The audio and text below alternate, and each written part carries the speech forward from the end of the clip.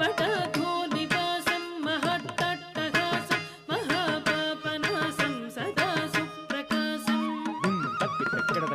गिरीशं गणेशं सुरेशं महेशं शिवं शङ्करं शम्भुमीशानमीडे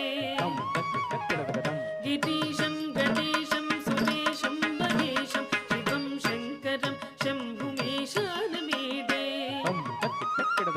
गिरीन्द्रात्मजातं गृहीतार्धदेहं गिरौ संस्थितं सर्वदा सन्निगेहम्